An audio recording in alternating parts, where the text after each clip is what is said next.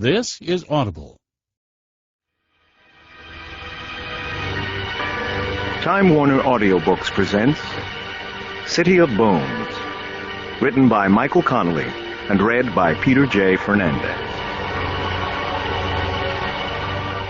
This is for John Houghton, for the help, the friendship, and the stories.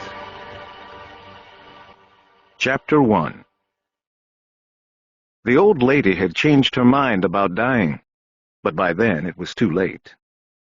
She had dug her fingers into the paint and plaster of the nearby wall until most of her fingernails had broken off. Then she had gone for the neck, scrabbling to push the bloodied fingertips up and under the cord. She broke 4 toes, kicking at the walls. She had tried so hard, shown such a desperate will to live, that it made Harry Bosch wonder what had happened before. Where was that determination and will, and why had it deserted her until after she had put the extension cord noose around her neck and kicked over the chair? Why had it hidden from her? These were not official questions that would be raised in his death report, but they were the things Bosch couldn't avoid thinking about as he sat in his car outside the Splendid Age retirement home on Sunset Boulevard, east of the Hollywood freeway. It was 4:20 p.m. on the first day of the year. Bosch had drawn holiday call-out duty. The day more than half over, and that duty consisted of 2 suicide runs. One a gunshot, the other the hanging. Both victims were women. In both cases there was evidence of depression and desperation, isolation. New Year's Day was always a big day for suicides. While most people greeted the day with a sense of hope and renewal, there were those who saw it as a good day to die. Some, like the old lady, not realizing their mistake until it was too late. Bosch looked up through the windshield and watched as the latest victim's body, on a wheeled stretcher and covered in a green blanket, was loaded into the coroner's blue van. He saw there was one other occupied stretcher in the van and knew it was from the first suicide, a 34-year-old actress who had shot herself while parked at a Hollywood overlook on Mulholland Drive. Bosch and the body crew had followed one case to the other. Bosch's cell phone chirped, and he welcomed the intrusion into his thoughts on small deaths. It was Mankiewicz, the watch sergeant at the Hollywood division of the Los Angeles Police Department. "You finished with that yet?" "I'm about to clear." "Anything?" "I changed my mind suicide." "You got something else?" "Yeah, and I didn't think I should go out on the radio with it. Must be a slow day for the media, getting more what's happening calls from reporters than I'm getting service calls from citizens. They all want to do something on the first one, the actress on Mulholland. You know, a death of a Hollywood dream story, and they'd probably jump all over this latest call, too." "Yeah? What is it?" "A citizen up in Laurel Canyon, on Wonderland. He just called up and said his dog came back from a run in the woods with a bone in its mouth. The guy says it's human. An arm bone from a kid." Bosch almost groaned. There were 4 or 5 call-outs like this a year. Hysteria, always followed by simple explanation. Animal bones. Through the windshield he saluted the 2 body movers from the coroner's office as they headed to the front doors of the van. "I know what you're thinking, Harry. Not another bone run. You've done it 100 times, and it's always the same thing. Coyote, deer, whatever. But listen, this guy with the dog, he's an MD. And he says there's no doubt it's a humerus. That's the upper arm bone. He says it's a child, Harry. And then get this, he said—" There was silence, while Mankiewicz apparently looked for his notes. Bosch watched the coroner's blue van pull off into traffic. When Mankiewicz came back, he was obviously reading. "The bone's got a fracture clearly visible just above the medial epicondyle, whatever that is." Bosch's jaw tightened. He felt a slight tickle of electric current go down the back of his neck. "That's off my notes. I don't know if I'm saying it right. The point is, this doctor says it was just a kid, Harry. So could you humor us and go check out this humerus?" Bosch didn't respond. "Sorry.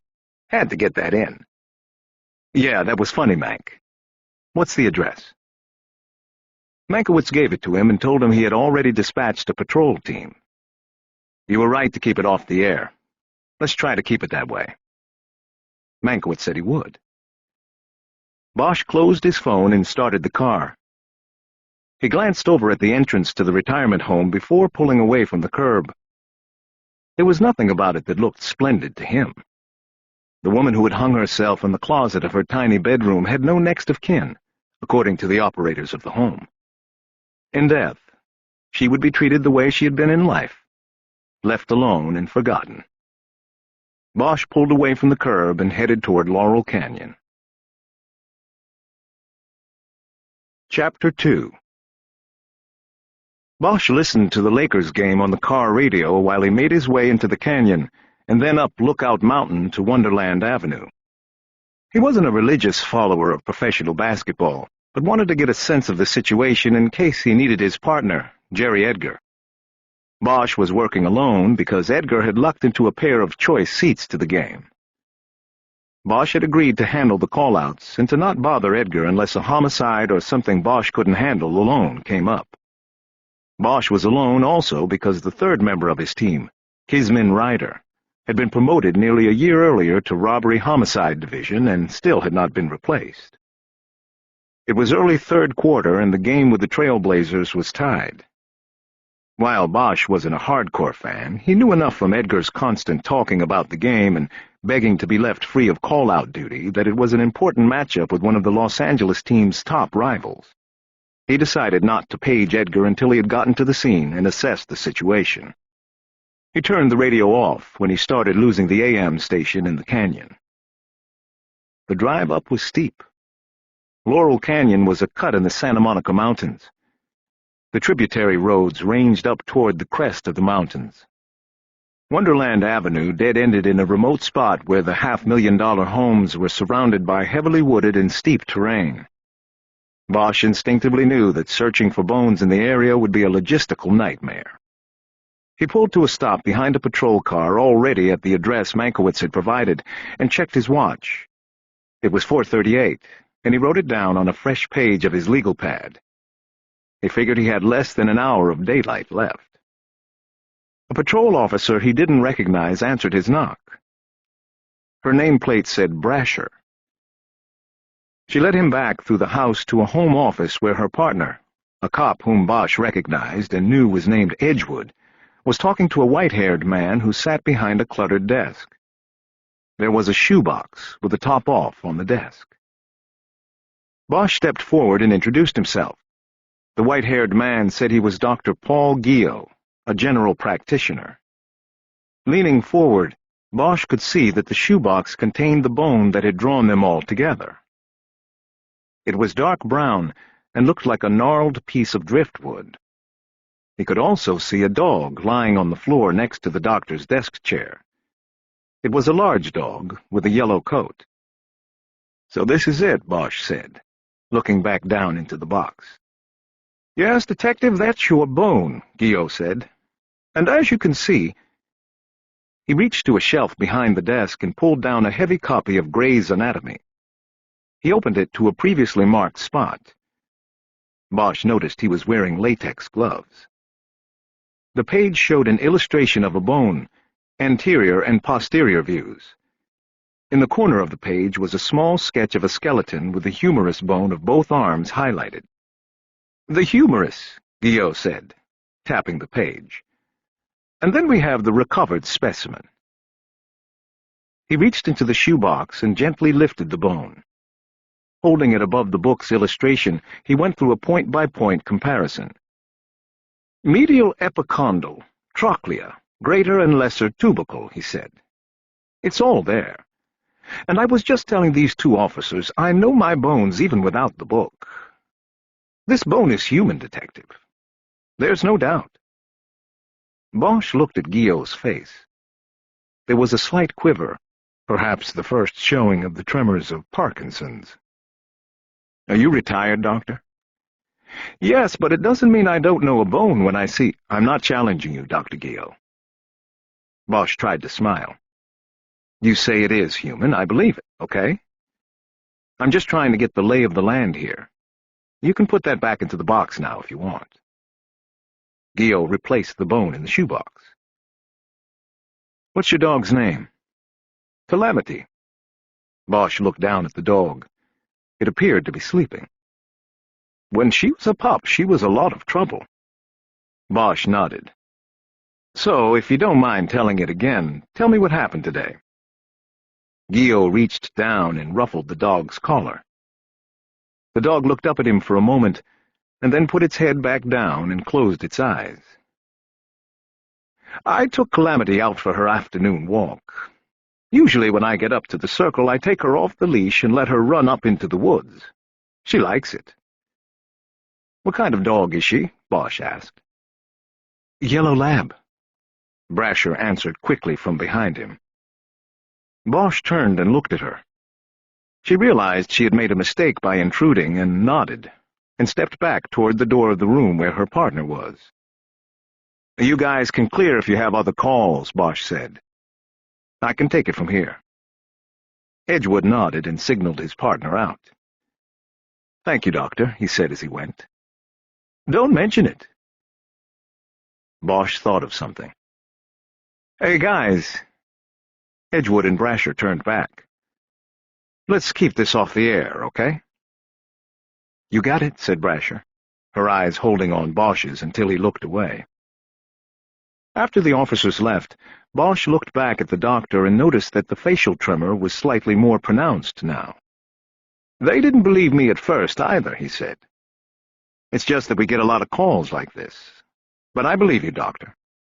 So why don't you continue with the story?" Gio nodded. "Well, I was up on the circle and I took off the leash. She went up into the woods like she likes to do. She's well trained. When I whistle, she comes back. Trouble is, I can't whistle very loud anymore. So if she goes where she can't hear me, then I have to wait, you see." "What happened today when she found the bone?" "I whistled and she didn't come back." "So she was pretty far up there." "Yes, exactly. I waited. I whistled a few more times, and then finally she came down out of the woods next to Mr. Ulrich's house. She had the bone in her mouth. At first I thought it was a stick, you see, and that she wanted to play fetch with it. But as she came to me, I recognized the shape. I took it from her. Had a fight over that, and then I called you people after I examined it here and was sure." You people, Bosch thought. It was always said like that, as if the police were another species, the blue species which carried armor that the horrors of the world could not pierce. "When you called, you told the sergeant that the bone had a fracture." "Absolutely." Gio picked up the bone again, handling it gently. He turned it and ran his finger along a vertical striation along the bone's surface. "That's a break line, Detective. It's a healed fracture." "Okay." Bosch pointed to the box, and the doctor returned the bone. "Doctor, do you mind putting your dog on a leash and taking a walk up to the circle with me?" "Not at all. I just need to change my shoes." "I need to change, too. How about if I meet you out front?" "Right away." "I'm going to take this now." Bosch put the top back on the shoebox and then carried it with 2 hands, making sure not to turn the box or jostle its contents in any way. Outside, Bosch noticed the patrol car was still in front of the house. The 2 officers sat inside it, apparently writing out reports. He went to his car and placed the shoebox on the front passenger seat. Since he had been on call-out, he had not dressed in a suit. He had on a sport coat with blue jeans and a white Oxford shirt. He stripped off his coat, folded it inside out, and put it on the back seat. He noticed that the trigger from the weapon he kept holstered on his hip had worn a hole in the lining, and the jacket wasn't even a year old. Soon it would work its way into the pocket, and then all the way through. More often than not, he wore out his coats from the inside. He took his shirt off next, revealing a white T-shirt beneath. He then opened the trunk to get out the pair of work boots from his crime scene equipment box. As he leaned against the rear bumper and changed his shoes, he saw Brasher get out of the patrol car and come back toward him. So it looks legit, huh? Think so. Somebody at the ME's office will have to confirm, though. You going to go up and look? I'm going to try to. Not much light left, though. Probably be back out here tomorrow. By the way, I'm Julia Brasher. I'm new in the division. Harry Bosch. I know, I've heard of you. I deny everything. She smiled at the line and put her hand out, but Bosch was right in the middle of tying one of the boots. He stopped and shook her hand. Sorry, she said. My timing is off today. Don't worry about it. He finished tying the boot and stood up off the bumper. When I blurted out the answer in there, about the dog, I immediately realized you were trying to establish a rapport with the doctor. That was wrong. I'm sorry. Bosch studied her for a moment. She was mid-30s, with dark hair and a tight braid that left a short tail going over the back of her collar. Her eyes were dark brown. He guessed she liked the outdoors. Her skin had an even tan. Like I said, don't worry about it. You're alone? Bosch hesitated. My partner's working on something else while I check this out. He saw the doctor coming out the front door of the house with the dog on a leash. He decided not to get out his crime scene jumpsuit and put it on. He glanced over at Julia Brasher, who was now watching the approaching dog. You guys don't have calls? No, it's slow. Bosch looked down at the mag light in his equipment box. He looked at her and then reached into the trunk and grabbed an oil rag, which he threw over the flashlight. He took out a roll of yellow crime scene tape and the Polaroid camera, then closed the trunk and turned to Brasher. Then, do you mind if I borrow your mag? I, forgot mine. No problem. She slid the flashlight out of the ring on her equipment belt and handed it to him. The doctor and his dog came up then. Ready? Okay, Doctor, I want you to take us up to the spot where you let the dog go, and we'll see where she goes. I'm not sure you'll be able to stay with her. I'll worry about that, Doctor. This way, then. They walked up the incline toward the small turnaround circle where Wonderland reached a dead end. Brasher made a hand signal to her partner in the car and walked along with them. You know, we had a little excitement up this way a few years ago, Guillot said. A man was followed home from the Hollywood Bowl and then killed in a robbery. I remember, Bosch said. He knew the investigation was still open, but didn't mention it. It wasn't his case. Dr. Guillot walked with a strong step that belied his age and apparent condition. He let the dog set the pace, and soon moved several paces ahead of Bosch and Brasher. So, where were you before? Bosch asked Brasher. What do you mean? You said you were new in Hollywood Division. What about before? Oh, the Academy. He was surprised. He looked over at her, thinking he might need to reassess his age estimate. She nodded and said, I know. I'm old. Bosch got embarrassed. No, I wasn't saying that. I just thought that you'd been somewhere else. You don't seem like a rookie. I didn't go in until I was 34. Really? Wow. Yeah. Got the bug a little late. What were you doing before? Oh, a bunch of different things. Travel mostly. Took me a while to figure out what I wanted to do. And you want to know what I want to do the most? Bosch looked at her. What? What you do. Homicide. He didn't know what to say, whether to encourage her or dissuade her. Well, good luck, he said. I mean, don't you just find it to be the most fulfilling job ever? Look at what you do. You take the most evil people out of the mix. The mix? Society. Yeah, I guess so. When we get lucky. They caught up to Dr. Guillot, who had stopped with the dog at the turnaround circle. This the place? Yes. I let her go here. She went up through there. He pointed to an empty and overgrown lot that started level with the street, but then quickly rose into a steep incline toward the crest of the hills. There was a large concrete drainage culvert, which explained why the lot had never been built on. It was city property, used to funnel stormwater runoff away from the homes on the street. Many of the streets in the canyon were former creek and riverbeds.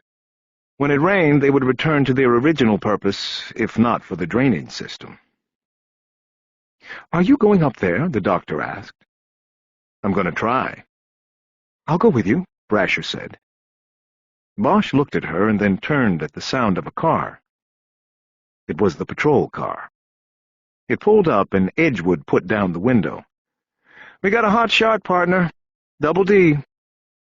He nodded toward the empty passenger seat. Brasher frowned and looked at Bosch. "I hate domestic disputes." Bosch smiled. He hated them too, especially when they turned into homicides. "Sorry about that." "Well, maybe next time." She started around the front of the car. "Here," Bosch said, holding out the mag light. "I've got an extra in the car," she said. "You can just get that back to me." "You sure?" He was tempted to ask for a phone number, but didn't. "I'm sure." "Good luck." "You too. Be careful." She smiled at him and then hurried around the front of the car.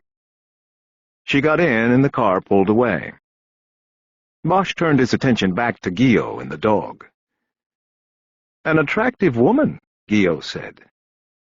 Bosch ignored it, wondering if the doctor had made the comment based on seeing Bosch's reaction to Brasher. He hoped he hadn't been that obvious. "Okay, doctor," he said. "Let the dog go and I'll try to keep up."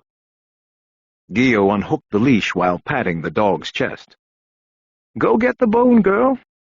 Get a bone. Go." The dog took off into the lot and was gone from sight before Bosch had taken a step. He almost laughed. "Well, I guess you were right about that, Doc." He turned to make sure the patrol car was gone and Brasher hadn't seen the dog take off. "You want me to whistle?" "Nah. I'll just go in and take a look around, see if I can catch up to her." He turned the flashlight on. Chapter 3. The woods were dark long before the sun disappeared. The overhead canopy created by a tall stand of Monterey pines knocked down most of the light before it got to the ground. Bosch used the flashlight and made his way up the hillside in the direction in which he had heard the dog moving through the brush. It was slow-moving and hard work. The ground contained a foot-thick layer of pine needles that gave way often beneath Bosch's boots as he tried for purchase on the incline. Soon his hands were sticky with sap from grabbing branches to keep himself upright. It took him nearly 10 minutes to go 30 yards up the hillside. Then the ground started to level off, and the light got better as the tall trees thinned. Bosch looked around for the dog, but didn't see her. He called down to the street, though he could no longer see it or Dr. Gio. "Dr. Gio! Can you hear me?" "Yes, I hear you." "Whistle for your dog." He then heard a 3-part whistle. It was distinct but very low, having the same trouble getting through the trees and underbrush as the sunlight had. Bosch tried to repeat it, and after a few tries thought he had it right, but the dog didn't come. Bosch pressed on, staying on the level ground because he believed that if someone was going to bury or abandon a body, then it would be done on even ground as opposed to the steep slope. Following a path of least resistance, he moved into a stand of acacia trees. And here he immediately came upon a spot where the earth had recently been disturbed. It had been overturned, as if a tool or an animal had been randomly rooting in the soil. He used his foot to push some of the dirt and twigs aside, and then realized they weren't twigs. He dropped to his knees and used the light to study the short brown bones scattered over a square foot of dirt. He believed he was looking at the disjointed fingers of a hand, a small hand, a child's hand. Bosch stood up. He realized that his interest in Julia Brasher had distracted him. He had brought no means with him for collecting the bones. Picking them up and carrying them down the hill would violate every tenet of evidence collection. The Polaroid camera hung on a shoelace around his neck. He raised it now and took a close-up shot of the bones. He then stepped back and took a wider shot of the spot beneath the acacia trees. In the distance, he heard Dr. Guillot's weak whistle. Bosch went to work with the yellow plastic crime scene tape. He tied a short length of it around the trunk of one of the acacia trees and then strung a boundary around the trees. Thinking about how he would work the case the following morning, he stepped out of the cover of the acacia trees and looked for something to use as an aerial marker. He found a nearby growth of sagebrush. He wrapped the crime scene tape around and over the top of the bush several times. When he was finished, it was almost dark. He took another cursory look around the area, but knew that a flashlight search was useless, and the ground would need to be exhaustively covered in the morning. Using a small penknife attached to his keychain, he began cutting 4-foot lengths of the crime scene tape off the roll. Making his way back down the hill, he tied the strips off at intervals on tree branches and bushes. He heard voices as he got closer to the street and used them to maintain his direction. At one point on the incline, the soft ground suddenly gave way and he fell, tumbling hard into the base of a pine tree. The tree impacted his midsection, tearing his shirt and badly scratching his side. Bosch didn't move for several seconds.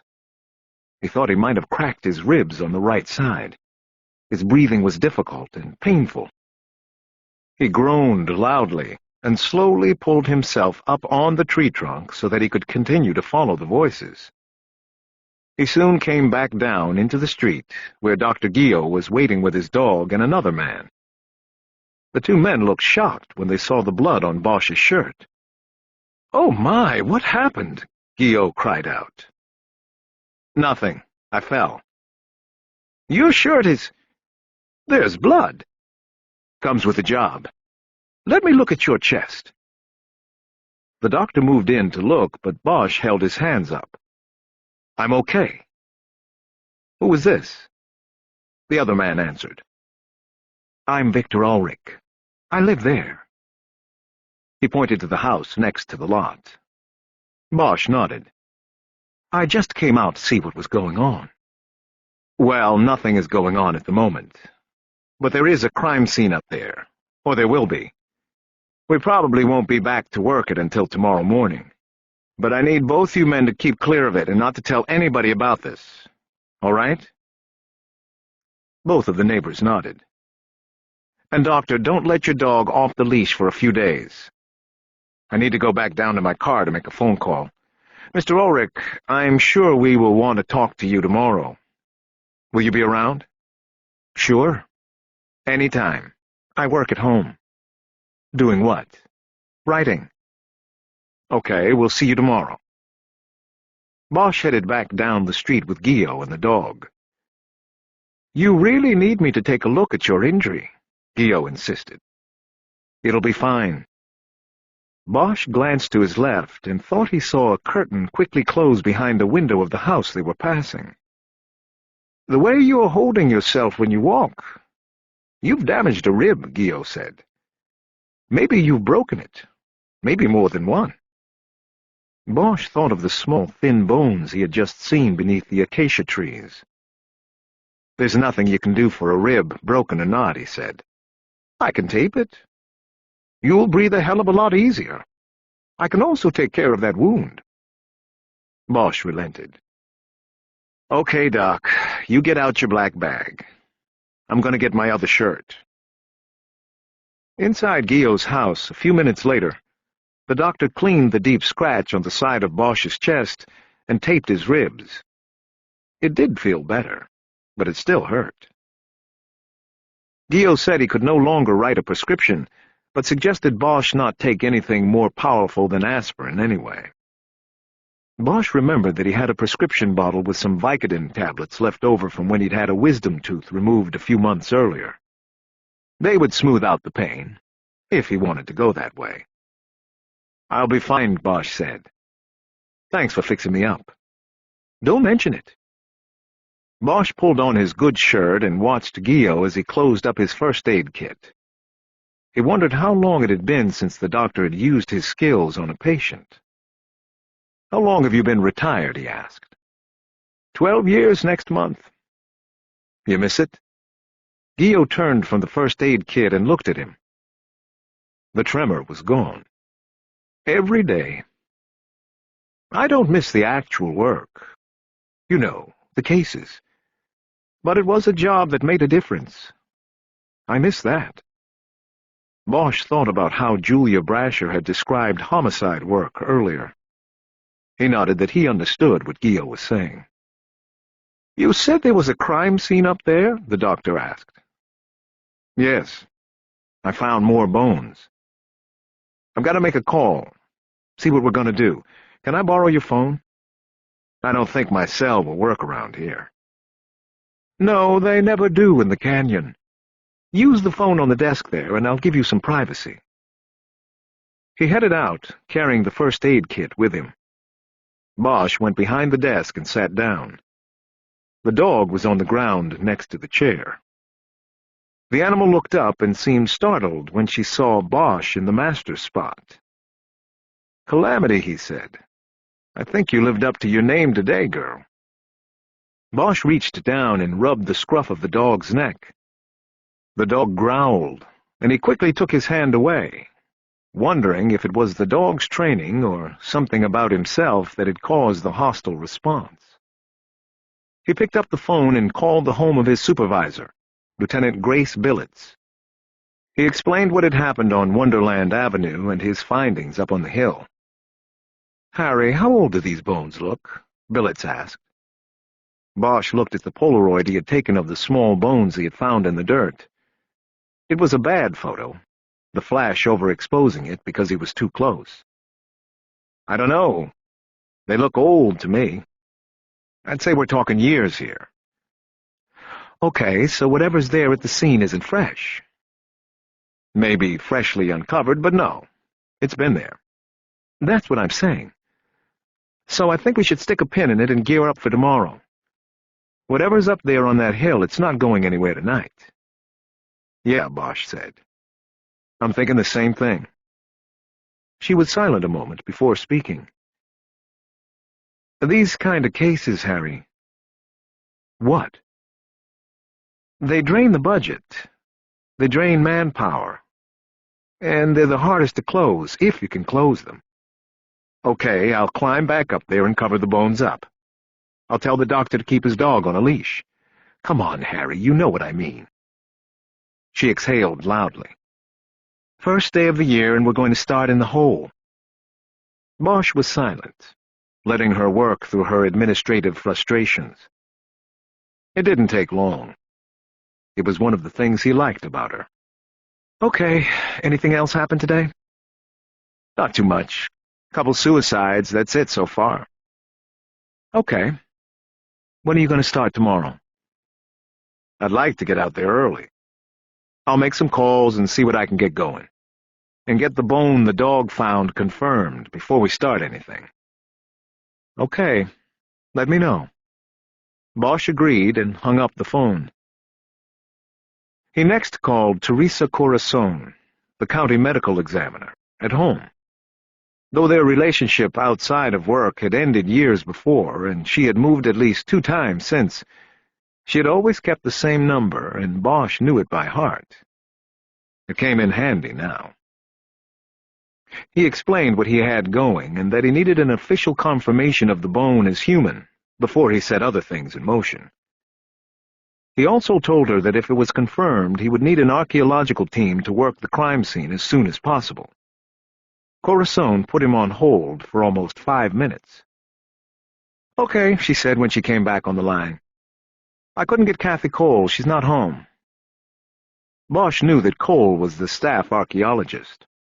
Her real expertise and reason for her inclusion as a full-time employee was retrieving bones from the body dump sites up in the desert of the North County, which was a weekly occurrence. But Bosch knew she would be called in to handle the search for bones off Wonderland Avenue. "So what do you want me to do? I want to get this confirmed tonight." "Just hold your horses, Harry. You're always so impatient. You're like a dog with a bone. No pun intended." "It's a kid, Teresa. Can we be serious?" "Just come here. I'll look at this bone." "And what about tomorrow?" "I'll get things in motion. I left a message for Kathy, and as soon as we hang up here, I'll call the office and have her paged. She'll head up the dig as soon as the sun is up, and we can get in there. Once the bones are recovered, there is a forensic anthropologist at UCLA we have on retainer, and I can bring him in if he's in town. And I'll be there myself. Are you satisfied?" This last part gave Bosch pause. "Teresa," he finally said, "I want to try to keep this as low profile as I can for as long as I can." "And what are you implying?" "That I'm not sure that the medical examiner for Los Angeles County needs to be there. And that I haven't seen you at a crime scene without a cameraman in tow for a long time. Harry, he's a private videographer, okay? The film he takes is for future use by me and controlled solely by me. It doesn't end up on the 6 o'clock news." "Whatever. I just think we need to avoid any complications on this one. It's a child case. You know how they get. Just get over here with that bone. I'm leaving in an hour." She abruptly hung up. Bosch wished he had been a little more politic with Corazon, but was glad he'd made his point. Corazon was a personality, regularly appearing on court TV and network shows as a forensic expert. She had also taken to having a cameraman follow her so that her cases could be turned into documentaries for broadcast on any of the cop and legal shows on the vast cable and satellite spectrum. He could not and would not let her goals as a celebrity coroner interfere with his goals as an investigator of what might be the homicide of a child. He decided he'd make the calls to the department's special services and canine units after he got confirmation on the bone. He got up and left the room, looking for Guillaume. The doctor was in the kitchen, sitting at a small table and writing in a spiral-bound notebook. He looked up at Bosch. "Just writing a few notes on your treatment. I've kept notes on every patient I've ever treated." Bosch just nodded, even though he thought it was odd for Guillaume to be writing about him. "I'm going to go, Doctor. We'll be back tomorrow. In force, I'd expect. We might want to use your dog again. Will you be here?" "I'll be here and be glad to help." "How are the ribs?" "They hurt. Only when you breathe, right?" "That'll last about a week." "Thanks for taking care of me. You don't need that shoebox back, do you?" "No, I wouldn't want that back now." Bosch turned to head toward the front door, but then turned back to Guillaume. "Doctor, do you live alone here?" "I do now. My wife died 2 years ago, a month before our 50th anniversary." "I'm sorry." Guillaume nodded and said, "My daughter has her own family up in Seattle. I see them on special occasions." Bosch felt like asking why only on special occasions, but didn't. He thanked the man again and left. Driving out of the canyon and toward Teresa Corazon's place in Hancock Park, he kept his hand on the shoebox so that it would not be jostled or slide off the seat. He felt a deep sense of dread rising from within. He knew it was because fate had certainly not smiled on him this day. He had caught the worst kind of case there was to catch, a child case. Child cases haunted you. They hollowed you out and scarred you. There was no bulletproof vest thick enough to stop you from being pierced. Child cases left you knowing the world was full of lost light. Chapter 4. Teresa Corazon lived in a Mediterranean-style mansion with a stone turnaround circle complete with koi pond in front. 8 years earlier, when Bosch had shared a brief relationship with her, she had lived in a one-bedroom condominium. The riches of television and celebrity had paid for the house and the lifestyle that came with it. She was not even remotely like the woman who used to show up at the house unannounced at midnight with a cheap bottle of red wine from Trader Joe's and a video of her favorite movie to watch. The woman who was unabashedly ambitious, but not yet skilled at using her position to enrich herself.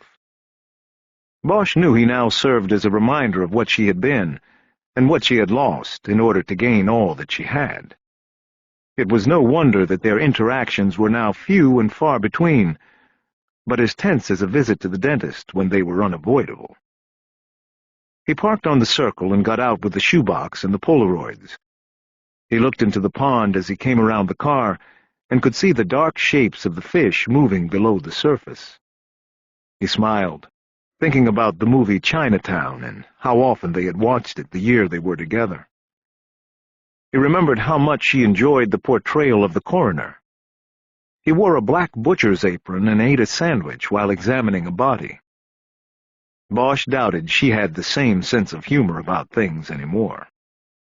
The light hanging over the heavy wood door to the house went on, and Corazon opened it before he got there. She was wearing black slacks and a cream-colored blouse. She looked past him at the slickback he had been driving. "Let's make this quick, before that car drips oil on my stones." "Hello to you too, Teresa." "That's it?" She pointed at the shoebox. "This is it." He handed her the Polaroids and started taking the lid off the box. It was clear she was not asking him in for a glass of New Year's champagne. "You want to do this right here?" "I don't have a lot of time. I thought you'd be here sooner." "What moron took these?" "That would be me." "I can't tell anything from these." "Do you have a glove?" Bosch pulled a latex glove out of his coat pocket and handed it to her. He took the photos back and put them in an inside pocket of his jacket. She expertly snapped the glove on and reached into the open box. She held the bone up and turned it in the light. He was silent. He could smell her perfume. It was strong, as usual. A holdover from her days when she spent most of her time in autopsy suites. After a 5-second examination, she put the bone back down in the box. "Human." "You sure?" She looked up at him with a glare as she snapped off the glove. "It's the humerus. The upper arm. I'd say a child of about 10. You may no longer respect my skills, Harry, but I do still have them." She dropped the glove into the box on top of the bone. Bosch could roll with all the verbal sparring from her, but it bothered him that she did that with the glove, dropping it on the child's bone like that. He reached into the box and took the glove out. He remembered something and held the glove back out to her. The man whose dog found this said there was a fracture on the bone. A healed fracture. "Do you want to take a look and see if you—" "No, I'm late for an engagement. What you need to know right now is if it is human. You now have that confirmation. Further examination will come later under proper settings at the medical examiner's office. Now I really have to go. I'll be there tomorrow morning." Bosch held her eyes for a long moment. "Sure, Teresa. Have a good time tonight." She broke off the stare and folded her arms across her chest. He carefully put the top back on the shoebox, nodded to her, and headed back to his car. He heard the heavy door close behind him. Thinking of the movie again as he passed the koi pond, he spoke the film's final line quietly to himself. "Forget it, Jake. It's Chinatown." He got in the car and drove home, his hand holding the shoebox secure on the seat next to him. Chapter 5. By 9 o'clock the next morning, the end of Wonderland Avenue was a law enforcement encampment, and at its center was Harry Bosch. He directed teams from Patrol, K-9, the Scientific Investigation Division, the Medical Examiner's Office, and the Special Services Unit. A department helicopter circled above, and a dozen police academy cadets milled about, waiting for orders.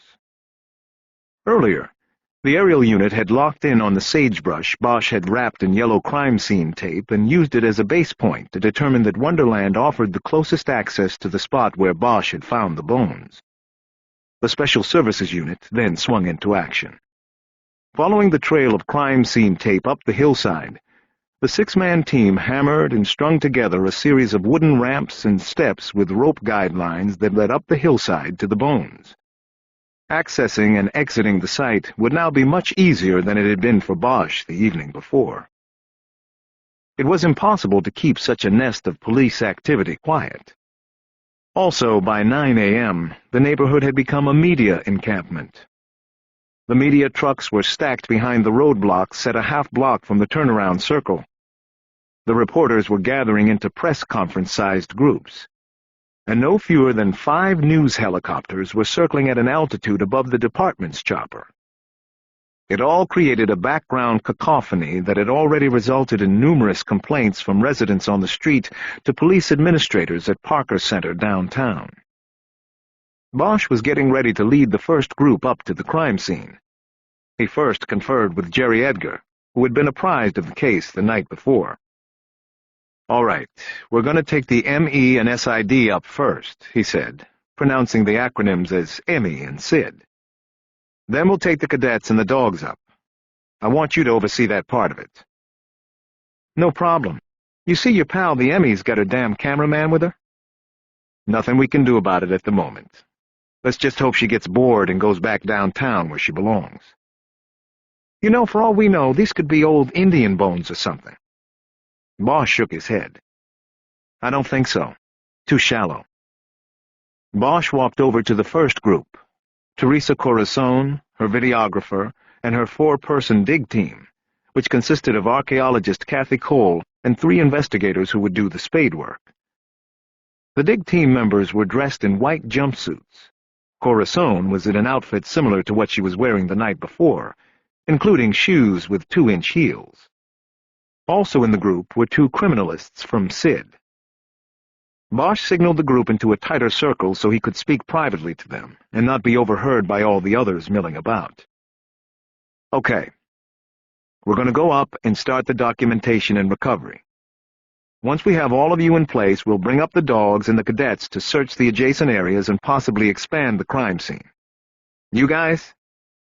He stopped to reach his hand up to Corazon's cameraman. "Turn that off. You can film her, but not me." The man lowered his camera, and Bosch gave Corazon a look, and then continued. "You all know what you're doing, so I don't need to brief you. The one thing I do want to say is that it's tough going getting up there, even with the ramps and the stairs, so be careful. Hold on to the ropes, watch your footing. We don't want anybody hurt. If you have heavy equipment, break it up and make 2 or 3 trips. If you still need help, I'll have the cadets bring it up. Don't worry about time. Worry about safety. All right? Everybody cool?" He got simultaneous nods from everybody. Bosch signaled Corazon away from the others and into a private conversation. "You're not dressed right," he said. "Look, don't you start telling— You want me to take my shirt off so you can see my ribs? The side of my chest looks like blueberry pie because I fell up there last night. Those shoes you've got on aren't going to work. It might look good for the camera, but not— I'm fine. I'll take my chances. Anything else?" Bosch shook his head. "I warned you," he said. "Let's go." He headed toward the ramp, and the others followed. Special Services had constructed a wooden gateway to be used as a checkpoint. A patrol officer stood there with a clipboard. He took each person's name and affiliation before they were allowed through. Bosch led the way. The climbing was easier than the day before, but his chest burned with pain as he pulled himself along on the rope guides and negotiated the ramps and steps. He said nothing, and tried not to show it. When he got to the acacia trees, he signaled the others to hold back while he went under the crime scene tape to check first. He found the area of overturned earth and the small brown bones he had seen the night before. They appeared undisturbed. "Okay. Come on in here and have a look." The group members came under the tape and stood over the bones in a semicircle. The camera started rolling, and Corazon now took charge. "All right, the first thing we're going to do is back out and take photos. Then we're going to set up a grid, and Dr. Cole will supervise the excavation and recovery. If you find anything, photograph it 9 ways from Sunday before you collect it." She turned to one of the investigators. "Finch, I want you to handle the sketches. Standard grid, document everything. Don't assume we will be able to rely on photos." Finch nodded. Corazon turned to Bosch. "Detective, I think we've got it. The less people in here, the better." Bosch nodded and handed her a 2-way radio. "I'll be around. If you need me, use the rover. Cell phones don't work up here, but be careful what you say." He pointed up at the sky, where the media helicopters were circling. "Speaking of which," Cole said, "I think we're going to string a tarp up off these trees so we can have some privacy as well as cut down on the sun glare. Is that okay with you?" "It's your crime scene now," Bosch said. "Run with it." He headed back down the ramp with Edgar behind him. "Harry, this could take days," Edgar said. "And maybe then some." "Well, they're not going to give us days. You know that, right?" "Right. I mean these cases. We'll be lucky if we even come up with an ID." "Right."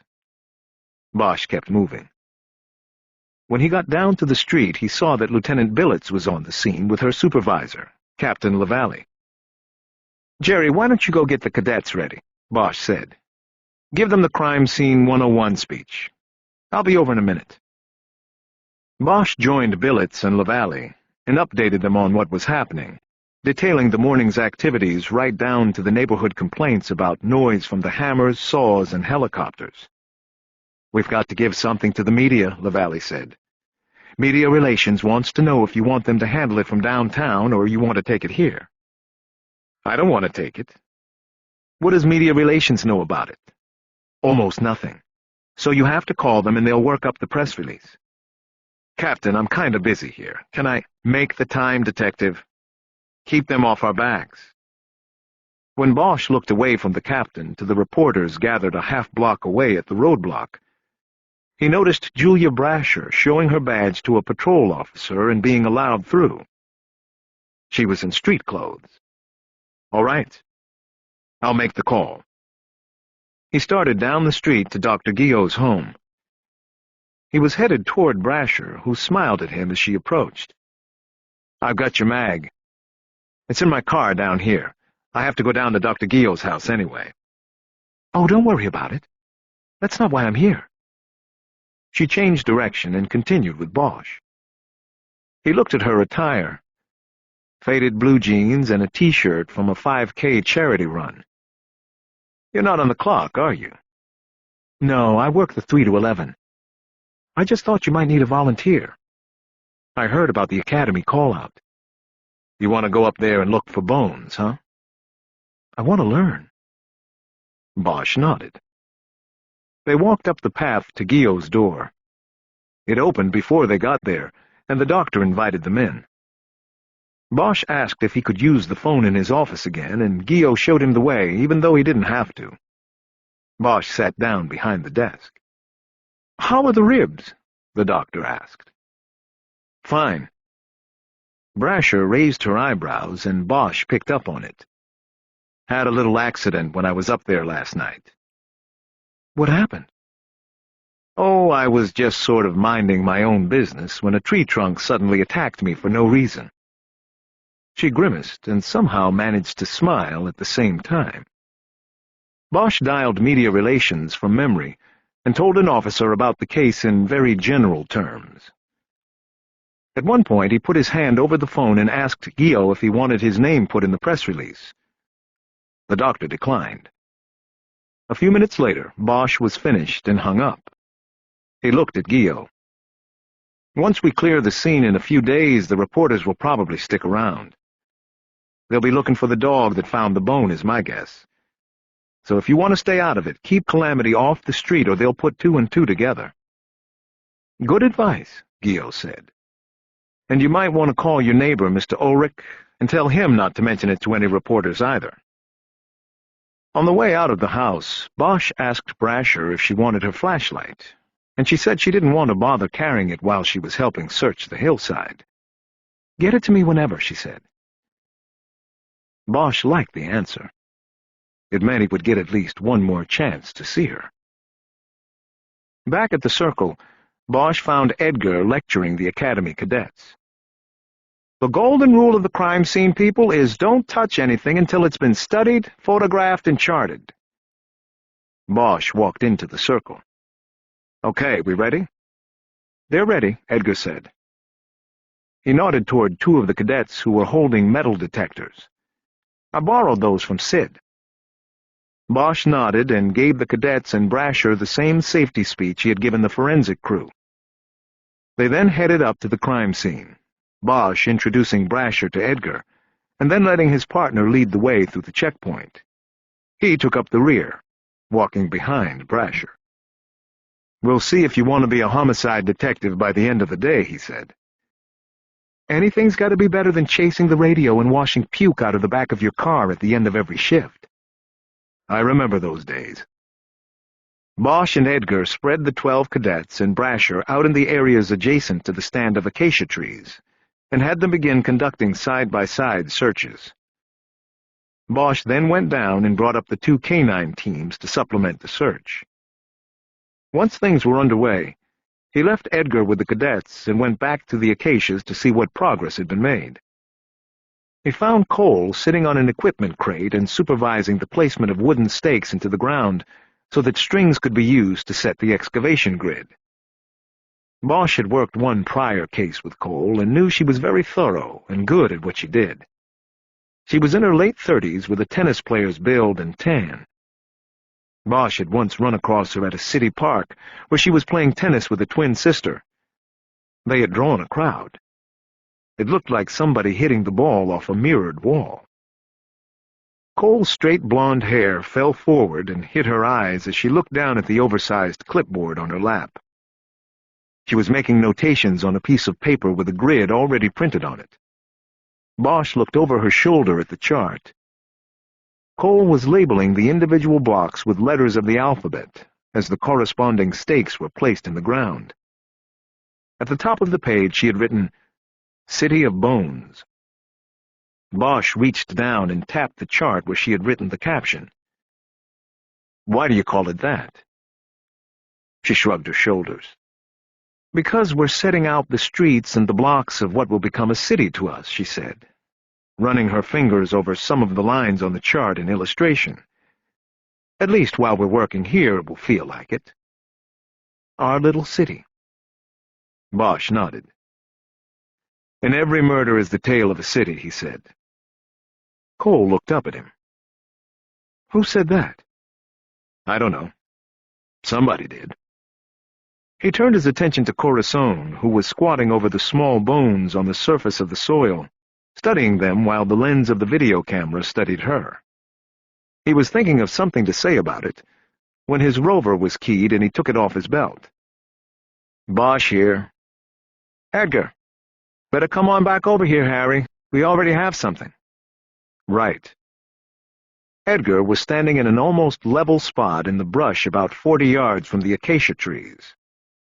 A half-dozen of the cadets and Brasher had formed a circle and were looking down at something in the 2-foot-high brush. The police chopper was circling in a tighter circle above. Bosch got to the circle and looked down. It was a child's skull, partially submerged in the soil, its hollow eyes staring up at him. Nobody touched it, Edgar said. Brasher here found it. Bosch glanced at her, and the humor she seemed to carry in her eyes and mouth were gone. He looked back at the skull and pulled the radio off his belt. Dr. Corazon, he said into it. It was a long moment before her voice came back. Yes, I'm here. What is it? We are going to have to widen the crime scene. Chapter 6. with Bosch acting as the general overseeing the small army that worked the expanded crime scene. The day progressed well. The bones came out of the ground in the hillside brush easily, as if they had been impatiently waiting a very long time. By noon, 3 blocks in the grid were being actively excavated by Kathy Cole's team, and dozens of bones emerged from the dark soil. Like their archaeological counterparts who unearthed the artifacts of the ancients, the dig team used small tools and brushes to bring these bones gently to light. They also used metal detectors and vapor probes.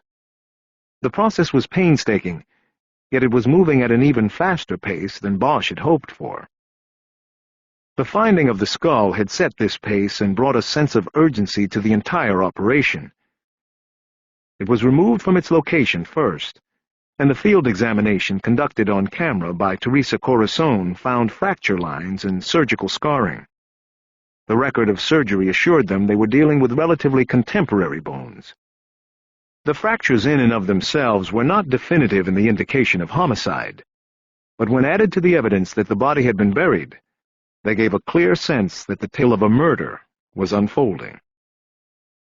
By 2 o'clock, when the hillside crews broke for lunch, almost half of the skeleton had already been recovered from the grid. A small scattering of other bones had been found in the nearby brush by the cadets. Additionally, Cole's crew had unearthed fragments of deteriorated clothing and a canvas backpack of a size most likely used by a child. The bones came down the hillside in square wooden boxes with rope handles attached on the sides. By lunch, a forensic anthropologist was examining 3 boxes of bones in the medical examiner's office. The clothing, most of it rotten and unrecognizable, and the backpack, which had been left unopened, were transported to LAPD's Scientific Investigation Division lab for the same scrutiny. A metal detector scan of the search grid produced a single coin, a quarter minted in 1975, found at the same depth as the bones and approximately 2 inches from the left wing of the pelvis. It was assumed that the quarter had been in the left front pocket of pants that had rotted away along with the body's tissue. To Bosch, the coin gave one of the key parameters of time of death.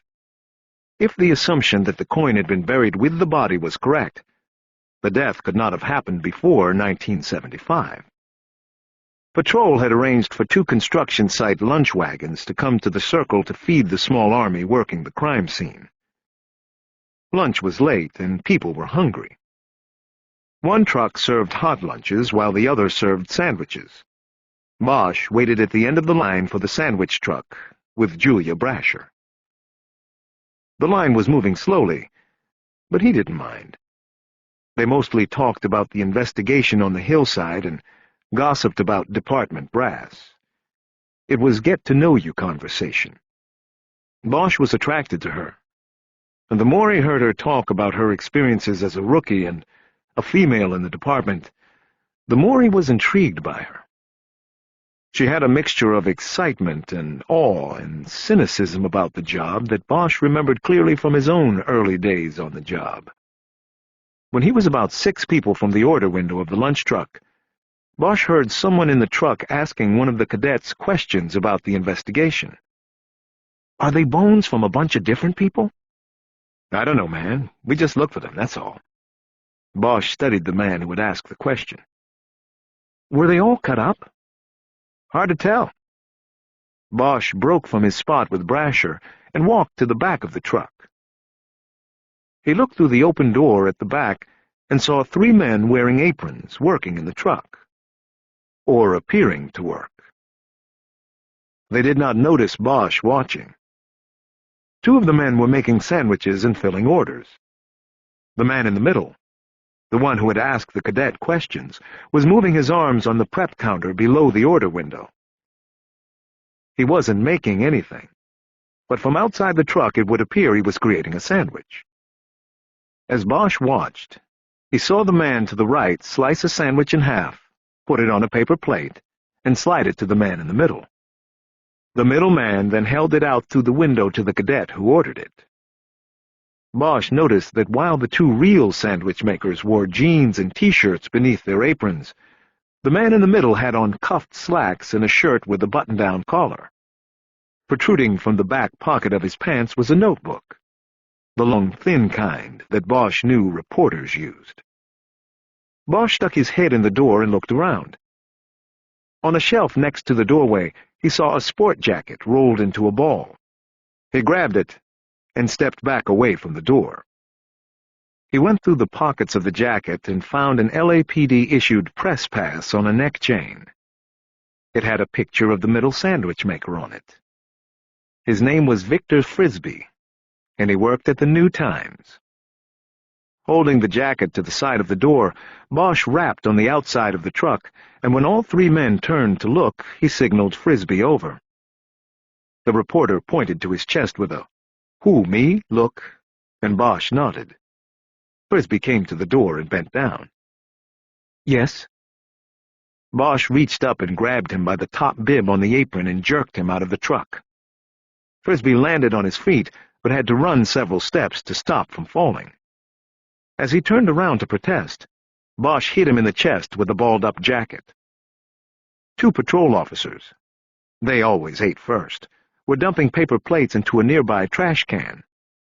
Bosch signaled them over. "Take him back to the perimeter. If you see him crossing it again, arrest him." Each officer took Frisbee by an arm and started marching him down the street to the barricades. Frisbee started protesting, his face growing as red as a Coke can. But the patrol officers ignored everything about him but his arms and marched him toward his humiliation in front of the other reporters. Bosch watched for a moment, and then took the press card out of his back pocket and dropped it in the trash can. He rejoined Brasher in line. Now they were just two cadets away from being served. "What was that all about?" Brasher asked. "Health code violation. Didn't wash his hands." She started laughing. "I'm serious. The law's the law as far as I'm concerned." "God, I hope I get my sandwich before you see a roach or something and close the whole thing down." "Don't worry. I think I just got rid of the roach." 10 minutes later, after Bosch lectured the truck owner about smuggling the media into the crime scene, they took their sandwiches and drinks to one of the picnic tables Special Services had set up on the circle. It was a table that had been reserved for the investigative team, but Bosch didn't mind allowing Brasher to sit there. Edgar was there along with Cole and one of the diggers from her crew. Bosch introduced Brasher to those who didn't know her, and mentioned she had taken the initial call on the case and helped him the night before. "So, where's the boss?" Bosch asked Cole. "Oh, she already ate. I think she went off to tape an interview with herself or something." Bosch smiled and nodded. "I think I'm going to get seconds," Edgar said as he climbed over the bench and left with his plate. Bosch bit into his BLT and savored its taste. He was starved. He wasn't planning to do anything but eat and rest during the break, but Cole asked if it was all right if she gave him some of her initial conclusions on the excavation. Bosch had his mouth full. After he swallowed, he asked her to wait until his partner came back. They talked in generalities about the condition of the bones and how Cole believed that the shallow nature of the grave had allowed animals to disinter the remains and scatter the bones, possibly for years. "We're not going to get them all," she said. "We won't come close. We're going to quickly reach a point where the expense and the effort won't be worth the return." Edgar returned with another plate of fried chicken. Bosch nodded to Cole, who looked down at a notepad she had on the table to her left. She checked some of her notations and started talking. "The things I want you to be mindful of are the grave depth and location terrain. I think these are key things. They're going to have to play somehow into who this child was and what happened to him." "Him?" Bosch asked. "The hip spacing and the waistband of the underwear." She explained that included in the rotten and decomposed clothing was the rubber waistband, which was all that was left of the underwear that had been on the body when it was buried. Decomposition fluids from the body had led to the deterioration of the clothing, but the rubber waistband was largely intact and appeared to have come from a style of underwear made for males. Okay, Bosch said. You were saying about grave depth? Yes. Well, we think that the hip assembly and lower spinal column were in undisturbed position when we uncovered them. Going on that, we're talking about a grave that wasn't more than 6 inches to a foot deep. A grave this shallow reflects speed, panic, a host of things indicative of poor planning. But, she held up a finger, by the same token, the location, very remote, very difficult, reflects the opposite. It shows careful planning. So you have some kind of contradiction going on here. The location appears to have been chosen because it was damn hard to get to, yet the burial appears to have been fast and furious. This person was literally just covered with loose topsoil and pine needles. I know pointing all of this out isn't necessarily going to help you catch the bad guy, but I want you to see what I'm seeing here. This contradiction. Bosch nodded. It's all good to know. We'll keep it in mind. Okay, good. The other contradiction, the smaller one, is the backpack. Burying it with the body was a mistake. The body decomposes at a much faster rate than the canvas, so if you get identifiers off the bag or its contents, it becomes a mistake made by the bad guy. Again, poor planning in the midst of good planning. You're smart detectives. I'm sure you'll figure all this out. She smiled at Bosch and then studied her pad again, lifting the top page to look beneath it. I think that's it. Everything else we talked about up at the site. I think things are going very well up there. By the end of the day, we'll have the main grave done. Tomorrow we'll do some sampling in the other grids, but this should probably wrap by tomorrow. Like I said, we're not going to get everything, but we should get enough to do what we need to do. Bosch suddenly thought of Victor Frisbee's question to the cadet at the lunch wagon and realized that the reporter might have been thinking ahead of Bosch. Sampling?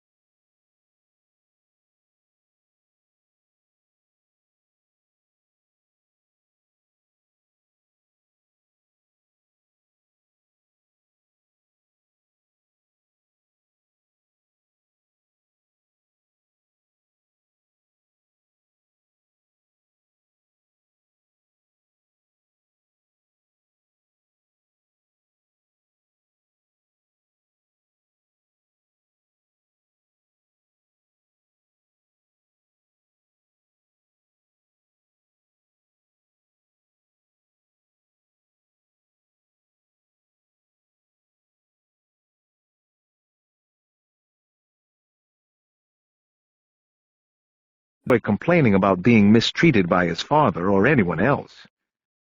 While recovering from the initial surgery, he was routinely interviewed by an on-site social worker. Her report was less than half a page. It reported that the boy said he had hurt himself while skateboarding. There was no follow-up questioning or referral to juvenile authorities or the police. Gallagher shook his head while he finished his scan of the document. "What is it?" Bosch asked. "It's nothing. And that's the problem. No investigation. They took the boy at his word. His father was probably sitting right there in the room with him when he was interviewed. You know how hard it would have been for him to tell the truth? So they just patched him up and sent him right back to the person who was hurting him. Hey, Doc, you're getting a little bit ahead of us. Let's get the ID if it's there, and then we'll figure out who was hurting the kid." "Fine. It's your case. It's just that I've seen this 100 times. Gallagher dropped the reports and picked up the x-rays. Bosch watched him with a bemused smile on his face.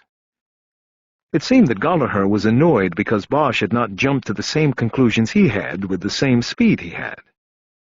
Gallagher put 2 x-rays down on the light box.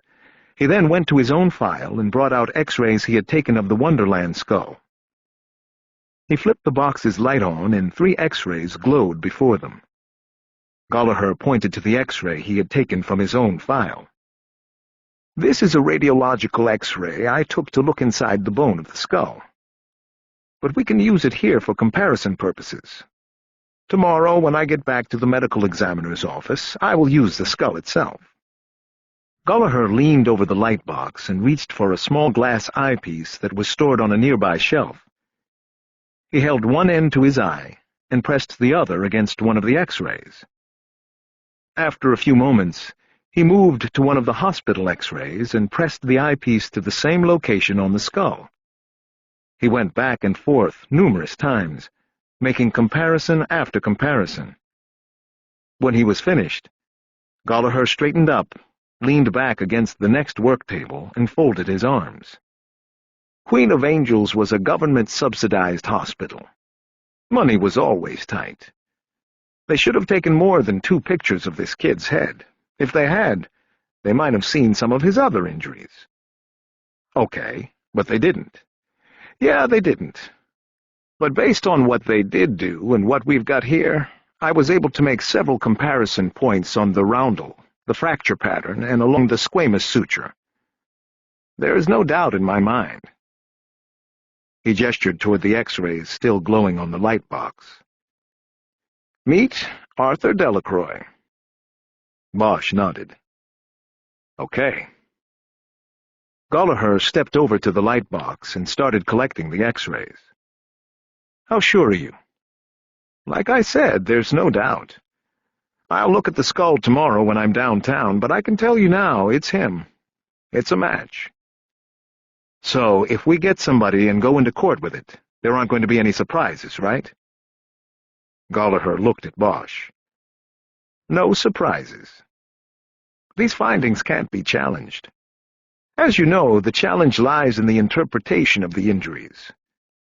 I look at this boy and see something horribly, horribly wrong, and I will testify to that, gladly. But then, you have these official records." He gestured dismissively to the open file of hospital records. "They say skateboard. That's where the fight will be." Bosch nodded. Gallagher put the 2 x-rays back into the file and closed it. Bosch put it back in his briefcase. "Well, Doctor, thanks for taking the time to see me here. I think, Detective Bosch." "Yes?" "The other day you seemed very uncomfortable when I mentioned the necessity of faith in what we do. Basically, you changed the subject." "Not really a subject I feel comfortable talking about. I would think that in your line of work it would be paramount to have a healthy spirituality." "I don't know. My partner likes blaming aliens from outer space for everything that's wrong. I guess that's healthy, too." "You're avoiding the question." Bosch grew annoyed, and the feeling quickly slipped toward anger. What is the question, Doc? Why do you care so much about me and what I believe or don't believe? Because it is important to me. I study bones, the framework of life. And I have come to believe that there is something more than blood and tissue and bone.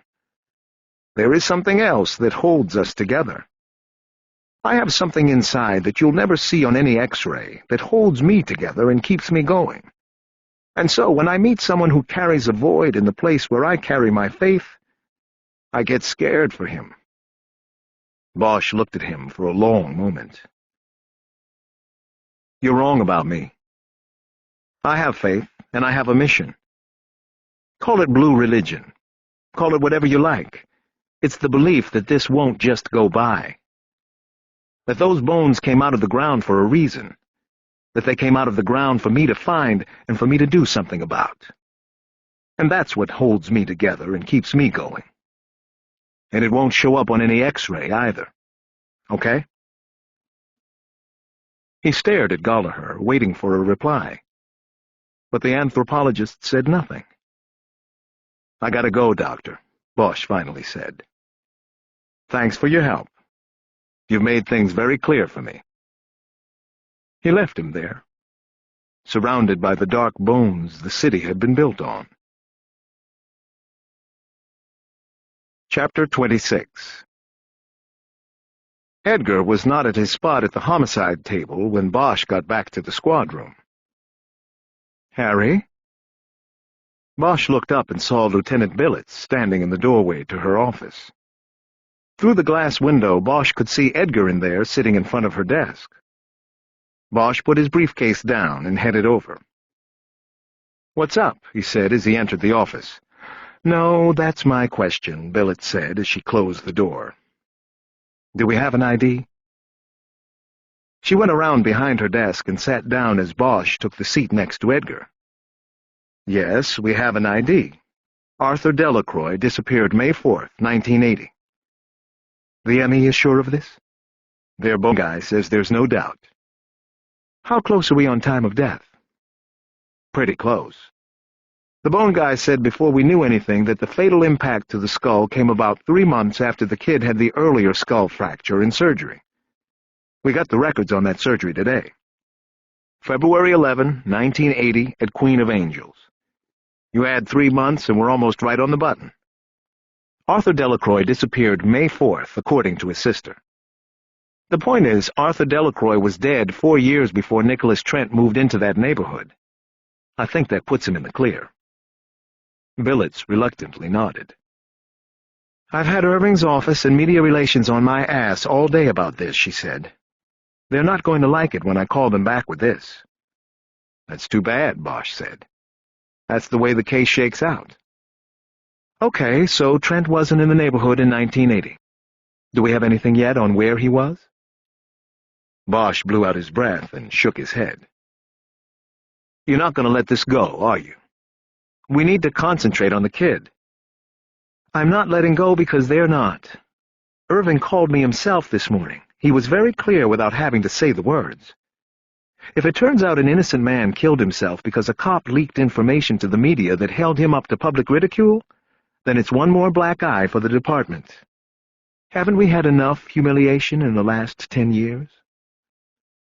Bosch smiled without a hint of humor. You sound just like him, Lieutenant. That's really good. It was the wrong thing to say. He could see that it hurt her. Yeah, well, maybe I sound like him because I agree with him for once. This department has had nothing but scandal after scandal. Like most of the decent cops around here, I, for one, am sick of it. Good. So am I. But the solution is not to bend things to fit our needs. This is a homicide case. I know that, Harry. I'm not saying bend anything. I'm saying we have to be sure. We're sure. I'm sure. They were silent for a long moment, everyone's eyes avoiding the others. What about Kiz? Edgar finally asked. Bosch sneered. Irving won't do a thing to Kiz, he said. He knows it'll make him look even worse if he touches her. Besides, she's probably the best cop they got down there on the 3rd floor. "You're always so sure, Harry," Billet said. "It must be nice." "Well, I'm sure about this." He stood up. "And I'd like to get back to it. We've got stuff happening." "I know all about it. Jerry was just telling me. But sit down and let's get back to this for 1 minute, okay?" Bosch sat back down. "I can't just talk to Irving the way I let you talk to me," Billet said. "This is what I'm going to do. I'm going to update him on the ID and everything else. I'm going to say you are pursuing the case as is. I will then invite him to assign IAD to the background investigation of Trent. In other words, if he remains unconvinced by the circumstances of the ID, then he can have IAD or whoever he can find run the background on Trent to see where he was in 1980. Bosch just looked at her, giving no indication of approval or disapproval of her plan. "Can we go now?" "Yes, you can go." When they got back to the homicide table and sat down, Edgar asked Bosch why he hadn't mentioned the theory that maybe Trent moved into the neighborhood because he knew the bones were up on the hillside. "Because your sick fuck theory is too far-fetched to go beyond this table for the time being. If that gets to Irving, next thing you know it's in a press release and is the official line. Now, did you get anything on the box or not?" "Yeah, I got stuff." "What?" "First of all, I confirmed Samuel Delacroix's address at the Manchester Trailer Park. So he's there when we want to go see him. In the last 10 years, he's had 2 DUIs. He drives on a restricted license at the moment. I also ran his social and came up with a hit. He works for the city." Bosch's face showed his surprise. "Doing what?" "He works part-time at a driving range at the municipal golf course right next to the trailer park. I made a call to Parks and Recs. Discreetly. Delacroix drives the cart that collects all the balls, you know, out on the range. The guy everybody tries to hit when he's out there. I guess he comes over from the trailer park and does it a couple times a day." "Okay. Next. Christine Dorset Delacroix, the name of the mother on Sheila's birth certificate. I ran her social and got her now listed as Christine Dorset Waters. Address is in Palm Springs. Must have gone there to reinvent herself. New name, new life, whatever." Bosch nodded. "You pulled the divorce?" "Got it. She filed on Samuel Delacroix in 73. The boy would have been about 5 at the time. Cited mental and physical abuse. Details of what that abuse consisted of were not included. It never went to trial, so the details never came out." "He didn't contest it?" "It looks like a deal was made. He got custody of the 2 kids and didn't contest. Nice and clean. The file's about 12 pages thick. I've seen some that are 12 inches. My own, for example." "If Arthur was 5, some of those injuries predate that, according to the anthropologist." Edgar shook his head. "The extract says the marriage had ended 3 years prior and they were living separately, so it looks like she split when the boy was about 2, like Sheila said.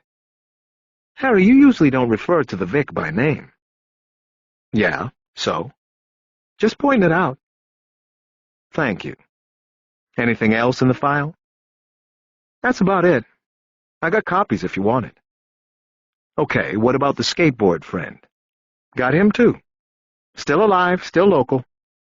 But there's a problem. I ran all the usual data banks and came up with 3 John Stokes in L.A. that fall into the right age range. 2 are in the Valley, both clean. The 3rd's a player. Multiple arrests for petty theft, auto theft, burglary, and possession going back to a full juvie jacket. 5 years ago, he finally ran out of second chances and got sent to Corcoran to iron out a nickel. Did 2.5 to parole." "You talked to his agent? Is Stokes still on the line?" "Talked to his agent, yes. No, Stokes isn't on the hook. He cleared parole 2 months ago. The agent doesn't know where he is." "Damn." "Yeah, but I got him to pull a look at the client bio. It has Stokes growing up mostly in mid-Wilshire, in and out of foster homes, in and out of trouble. He's got to be our guy." "The agent think he's still in L.A.? "Yeah, he thinks so. We just got to find him." "I already had patrol go by his last known. He moved out of there as soon as he cleared parole. So he's in the wind. Beautiful. Edgar nodded. We have to put him on the box, Bosch said. Start with, did it, Edgar said. I also typed up a roll call notice and gave it to Mankiewicz a while ago. He promised to get it read at all calls. I'm having a batch of visor photos made, too. Good. Bosch was impressed. Getting photos of Stokes to clip to the sun visors of every patrol car was the sort of extra step Edgar usually didn't bother to make. We'll get him, Harry. I'm not sure what good he'll do us, but we'll get him. He could be a key witness. If Arthur, the Vic, ever told him his father was beating him, then we've got something. Bosch looked at his watch. It was almost 2. He wanted to keep things moving, keep the investigation focused and urgent. For him, the most difficult time was waiting. Whether it was for lab results or other cops to make moves, it was always when he became most agitated. What do you have going tonight? He asked Edgar. Tonight? Nothing much. You got your kid tonight? No, Thursdays. Why? I'm thinking about going out to the Springs. Now? Yeah. Talk to the ex-wife. He saw Edgar check his watch. He knew that even if they left that moment, they still wouldn't get back until late. It's all right. I can go by myself.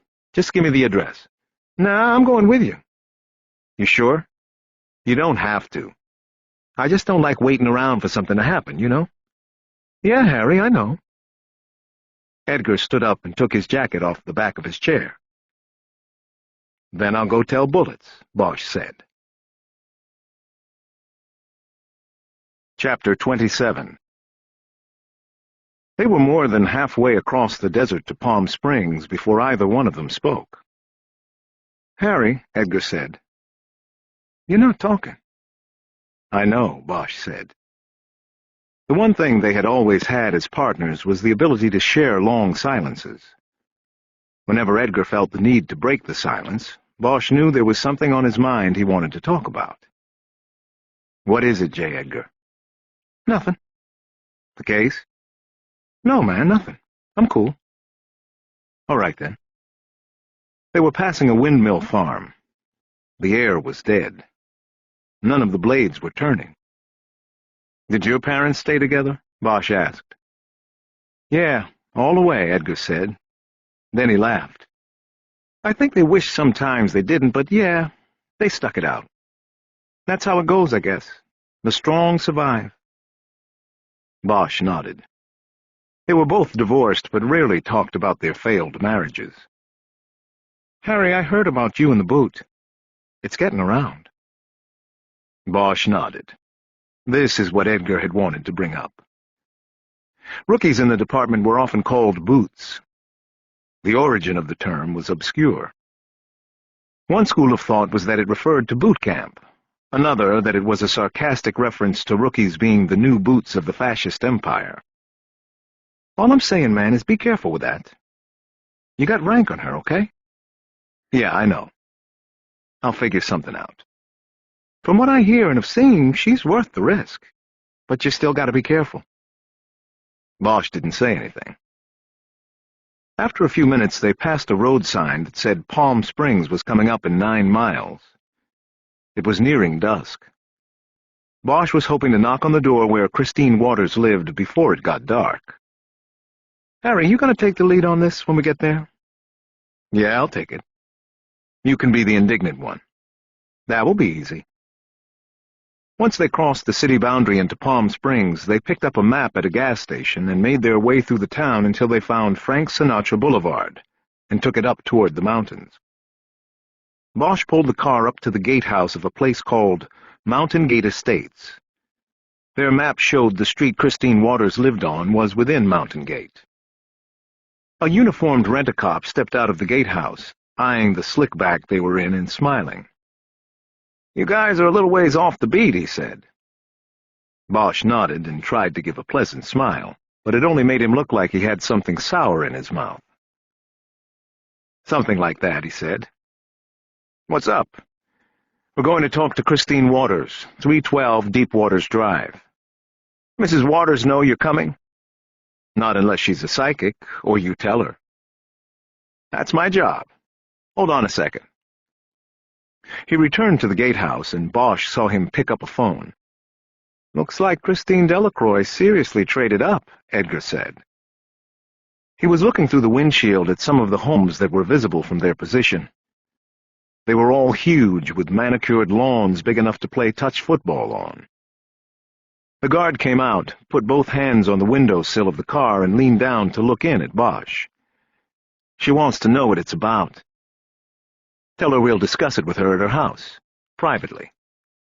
Tell her we have a court order. The guard shrugged his shoulders in a have-it-your-way gesture and went back inside. Bosch watched him speaking on the phone for a few more moments. After he hung up, the gate started to open slowly. The guard stood in the open doorway and waved them in, but not without the last word. You know, that tough guy stuff probably works real well for you in L.A. Out here in the desert, it's just— Bosch didn't hear the rest. He drove through the gate while putting the window up. They found Deep Waters Drive at the far extreme of the development. The homes here looked to be a couple $1 million more opulent than those built near the entrance to Mountain Gate. Who would name a street in the desert Deep Waters Drive? Edgar mused. Maybe somebody named Waters. It dawned on Edgar then. Damn, you think? Then she really has traded up.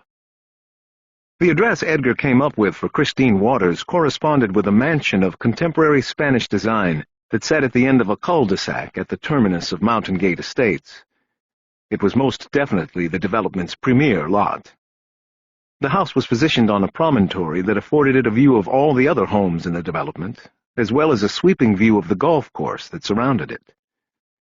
The property had its own gated drive, but the gate was open. Bosch wondered if it always stood open or had been open for them. This is going to be interesting, Edgar said as they pulled into a parking circle made of interlocking paving stones. Just remember, Bosch said, people can change their addresses, but they can't change who they are. Right. Homicide 101. They got out and walked under the portico that led to the double-wide front door. It was opened before they got to it by a woman in a black and white maid's uniform. In a thick Spanish accent, the woman told them that Mrs. Waters was waiting in the living room. The living room was the size and had the feel of a small cathedral, with a 25-foot ceiling with exposed roof beams.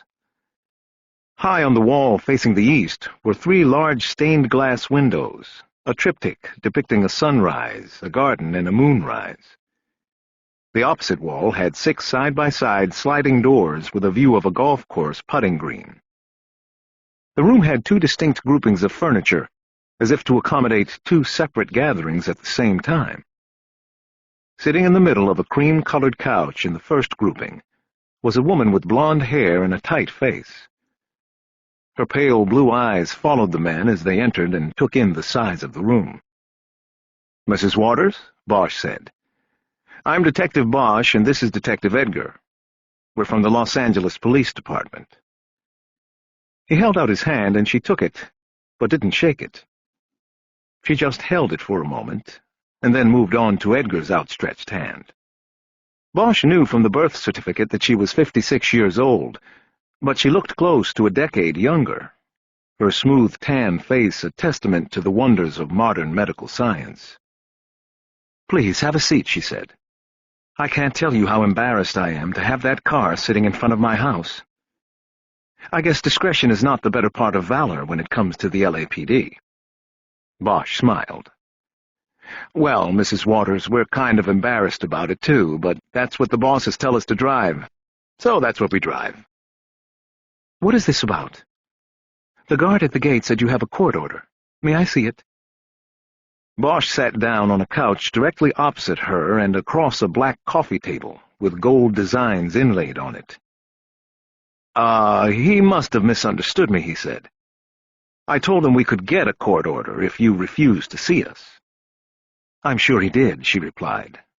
the tone of her voice letting them know she didn't believe Bosch at all. "What do you want to see me about?"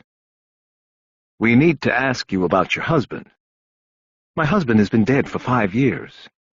Besides that, he rarely went to Los Angeles. What could he possibly—" "Your first husband, Mrs. Waters.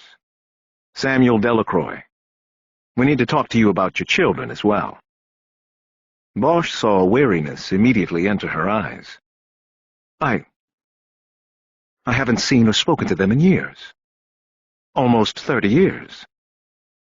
"You mean since you went out for medicine for the boy and forgot to come back home?" Edgar asked. The woman looked at him as though he had slapped her. Bosch had hoped Edgar was going to use a little more finesse when he acted indignant with her. "Who told you that?" "Mrs. Waters," Bosch said. "I want to ask questions first, and then we can get to yours." "I don't understand this. How did you find me? What are you doing? Why are you here?" Her voice rose with emotion from question to question. A life she had put aside 30 years before was suddenly intruding into the carefully ordered life she now had. "We're homicide investigators, ma'am. We're working on a case that may involve your husband. He's not my husband. I divorced him 25 years ago, at least. This is crazy. You coming here to ask about a man I don't even know anymore, that I didn't even know was still alive. I think you should leave. I want you to leave." She stood up and extended her hand in the direction they had come in. Bosch glanced at Edgar and then back at the woman. Her anger had turned the tan on her sculptured face uneven. There were blotches beginning to form, the tale of plastic surgery. "Mrs. Waters, sit down," Bosch said sternly. "Please, try to relax." "Relax? Do you know who I am? My husband built this place. The houses, the golf course, everything. You can't just come in here like this. I could pick up the phone and have the chief of police on the line in 2— "Your son is dead, lady," Edgar snapped. "The one you left behind 30 years ago. So sit down and let us ask you our questions." She dropped back onto the couch as if her feet had been kicked out from beneath her. Her mouth opened and then closed. Her eyes were no longer on them. They were on some distant memory. "Arthur." "That's right," Edgar said. "Arthur. Glad you at least remember it." They watched her in silence for a few moments. All the years and all the distance wasn't enough. She was hurt by the news.